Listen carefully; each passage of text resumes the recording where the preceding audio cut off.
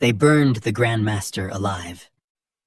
The crowds watched as Jacques de Molay vanished beneath the flame, and with him the last gasp of the most feared brotherhood in Christendom.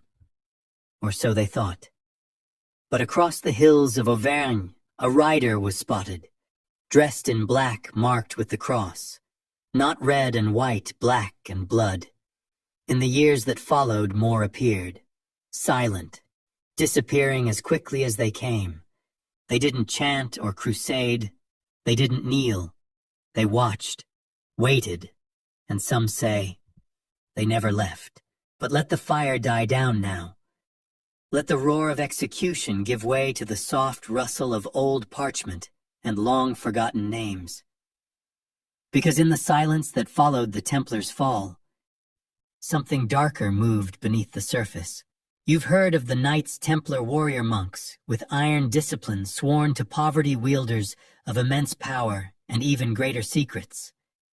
You've heard the ending too, haven't you? Betrayed by a king, dismantled by a pope, erased by fire. It's a satisfying story, clean, finished. But history is rarely clean, and endings more often than not are illusions. Because buried in the margins of post-Templar Europe lie stories of another brotherhood, a secret continuation, an order that cast off the white mantle and returned draped in black. Whispers of a lineage that never died, only deepened. They weren't just survivors. They were shadows, observers, and sometimes architects. We'll follow their trail through vanished fleets, secret archives, battles rewritten, and symbols that reemerge when no one's looking. Not all of them are obvious. Some leave marks only the initiated would see. But once you begin, you can't unsee them. And what you'll begin to wonder is, if they never truly disbanded, then what are they now? Before we venture further into the shadows, take a moment to subscribe, so you never miss a secret that history has tried to forget.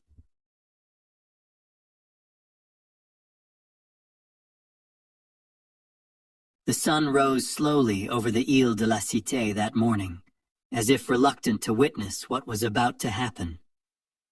Paris, still wrapped in fog and fear, gathered at the banks of the Seine to watch justice or vengeance unfold.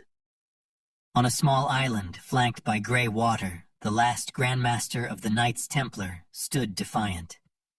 Jacques de Molay, weary perhaps, but not broken, refused to confess to heresy one final time, and so without ceremony they set him alight. The fire consumed his flesh, but not his name. Witnesses would later whisper that his last words were not of repentance, but prophecy. He summoned King Philip and Pope Clement to stand before God within the year. Strangely or predictably, depending on your taste for dramatic timing, both men were dead by the end of 1314. But this wasn't just a grim tale of divine retribution. Something else stirred in the wake of that execution. Within weeks of the Grand Master's immolation, travelers passing through the forest roads of Auvergne and the hills of Champagne began speaking of strange sightings, riders cloaked in black faces obscured, moving with the confidence of military patrols, yet bearing no flag of any known lord. Some described a cross on their tunics, but unlike the proud red cross of the Templars, this one was darker sometimes, crimson, sometimes almost black, as if stained or shadowed. Most dismissed these as brigands or desperate Templar remnants seeking shelter. But the frequency of reports and their curious consistency caught the attention of regional abbots and even royal officers. A Dominican friar writing from Tours in late 1314 reported encountering men of the old order but clothed in mourning and without name. He was not heard from again. One might expect a swift crackdown, a renewed inquisition. But nothing came. The monarchy, it seemed, was more interested in claiming Templar land than hunting down ghosts. And the Church, having already declared the matter closed, showed little appetite to restoke the fires of scandal. Convenient, isn't it? Like a family pretending the body buried in the cellar is finally at peace, even as the boards above creak at night. It's tempting to interpret these sightings as isolated or symbolic scattered former knights refusing to surrender the identity that once defined them.